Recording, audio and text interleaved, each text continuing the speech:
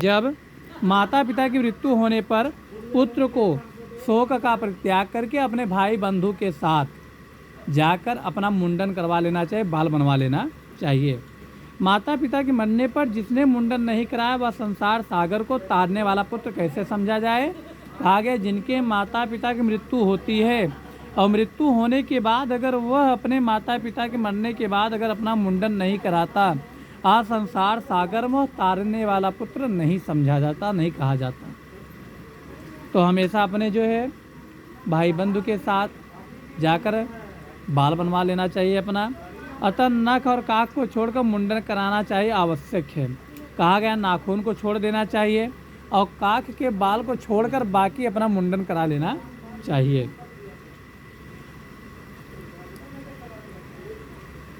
मुंडन करा लेना चाहिए। इसके बाद समस्त बांधों के सहित स्नान करके नवीन धोती धारण करें। कहा गया नए वस्त्रों को धारण करें और तब तुरंत जल ले आकर उस जल से सौ को स्नान करावे। कहा गया जिस समय हम दाह संस्कार करने जाते हैं तो वहाँ का विधान होता है पहले सौ को स्नान कराए, फिर पुत्र जाकर स्वयं स्नान करे। स्नान करने के बाद वह जो है आने के बाद वहाँ अपने पिता के शरीर में जो है चंदन अथवा गंगा जल की मिट्टी के लेप से तथा मालाओं से उसे विभूषित करें। कहा गया तो चंदन का भूरा लगाए और चंदन का भूरा न मिले तो घी का लेप लगाए और जब कुछ भी न मिले उस समय कहा गया आप गंगा जी के बालू की मिट्टी का लेप लगाइए और उसके बाद नवीन वस्त्र ढककर असभ्य होकर नाम गोत्र का उच्चारण करके संकल्प पूर्वक दक्षिणा सहित पिंडदान देना चाहिए। कहा गया जब व्यक्ति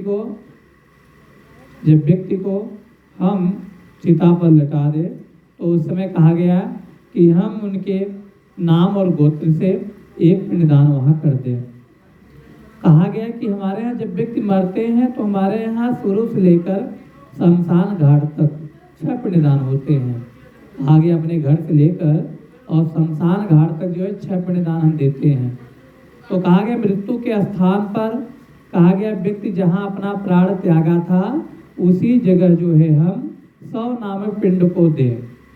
कहा गया 100 नामक पिंड को दे किस जगह जहाँ व्यक्ति अपना प्राण त्यागा था उस जगह, लेकिन व्यक्ति के नाम और गोत्र से हमें देना चाहिए। ऐसा करने से भूमि के अधिष्ठ देवता प्रसन्न होते हैं। कहा गया भूमि माता और वहाँ के जो देवता होते हैं वो प्रसन्न हो जाते हैं। इसके पश्चात द्वार देश पर प्रांत नामक पिंड मृत के नाम गोत्र उच्चारण करके प्रदान करे। कहा गया फिर द्वार देश पर अपने द्वार के देश पर उस जगह जो है पांथ नामक पिंडदान देना चाहिए। और फिर ऐसा करने से भूताद कोट में दुर्गतिग्रस्त प्रेत मित्र प्राणी के सदगति में वृद्ध बाधा नहीं करते। कहा गया तब उस व्यक्ति को जलाने में, उस व्यक्ति को जो है स्वर्गलोक जाने में किसी प्रकार का बाधा उत्पन्न नहीं होता। लेकिन कब जब हम पिंडदान देंगे तब। इसके बाद पुत्र वधू आदि 100 की प्रदक्षिणा करके उसकी पूजा करें। कहा गया सब लोग उसकी प्रदक्षिणा करके उसका परिक्रमा करके और तब जो है पूजा करके और तब अन्य बांधवों के साथ पुत्र को स्व यात्रा के निमित्त कंधा देना चाहिए।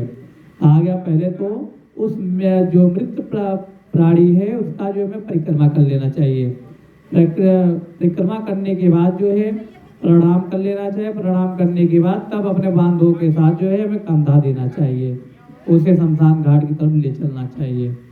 अपने पिता को कंधे पर धारण करके जो पुत्र शमशान को जाता है वह पग पग पर अश्वमेध यज्ञ का फल प्राप्त करता है।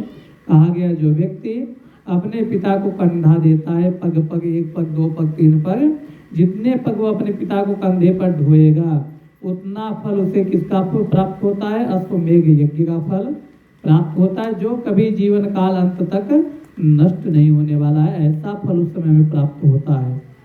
पिता अपने कंधे अथवा पीठ पर बैठाकर पुत्र का सदा लालन पालन करता है और उस ऋण से पुत्र भी मुक्त होता है। कहा गया कि पिता एक ऐसा व्यक्ति होता है जो अपने पुत्र को अपने कंधे पर गोदी में बैठाकर हमेशा इधर उधर उसे जो है लेकर घूमता है, टहलाता है, सब कुछ करता है।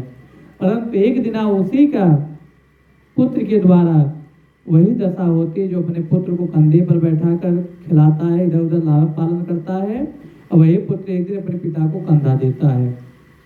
और तब जब पुत्र अपने पिता को कंधा देता है तो जान लीजिए वह पुत्र जो होता है पिता के ऋण से भी मुक्त हो जाता है, पिता का किसी प्रकार का ऋण नहीं रह जाता। जब अपने मित्र पिता को अपने कंधे पर ढोता है, इसके बाद आधे मार्ग पहुंचकर भूमि का मार्जन और प्रोक्षण करके शव को विश्राम कराएं।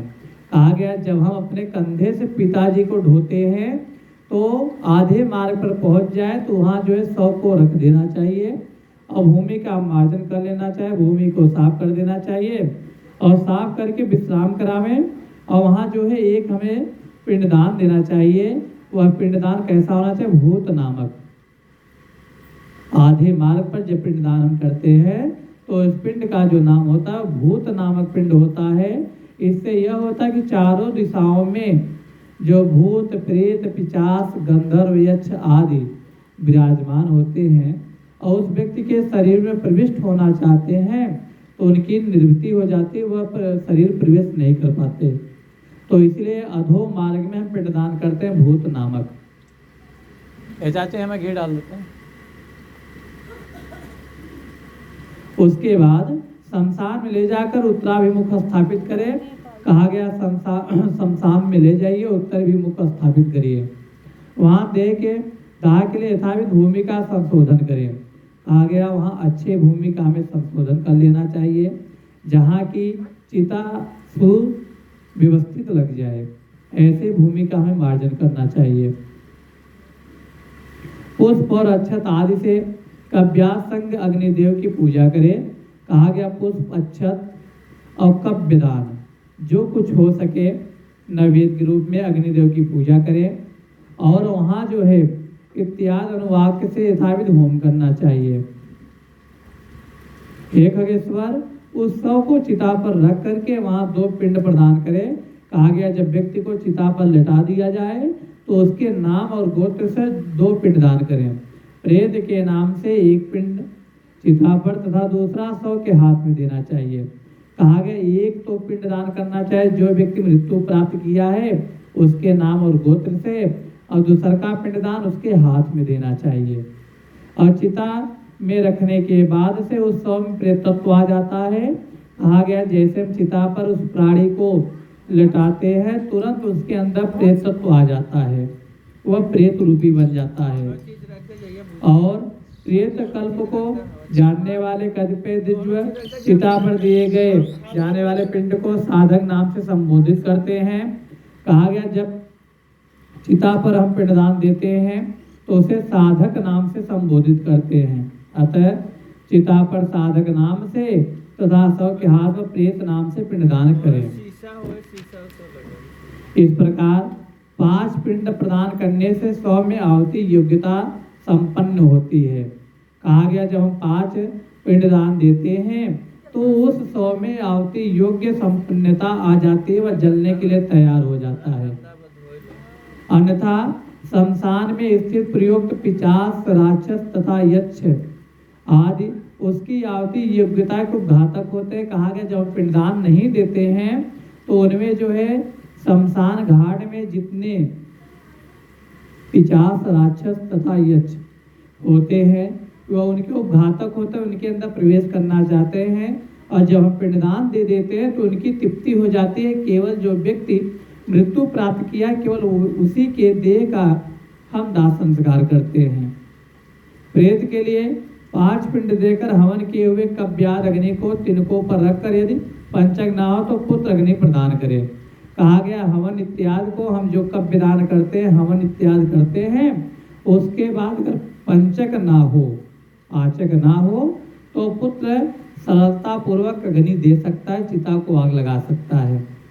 परंतु पंचक में जिसका मरण होता है उस मनुष्य को सद्गति नहीं प्राप्त होती। कहा गया जिस व्यक्ति की पंचक में मृत्यु होती है तो उसे कभी सद्गति प्राप्त नहीं होता, वह कभी स्वर्गलोक नहीं जाता। उसका दान नहीं करना चाहिए, अन्यथा अन्य की मृत्यु हो जाती है। कहा गया जब व्यक्ति पंचक में मर जाए, जब तक पंचक का निवारण ना कर ले, अगर उसके अंतर्गत हम दाह संस्कार कर देते हैं तो अपने ही समगोत्र में किसी न किसी व्यक्ति की, अन्य व्यक्ति की मृत्यु सुनिश्चित होती है। तो इसीलिए कहा जाता है पहले पंचक का निवारण भी कर लेना चाहिए। कहा गया धनिष्ठा के उत्तरार्ध से रेवती पर्यंत 5 नक्षत्र पंचक, इनमें से मृत व्यक्ति दाह के योग्य नहीं होता।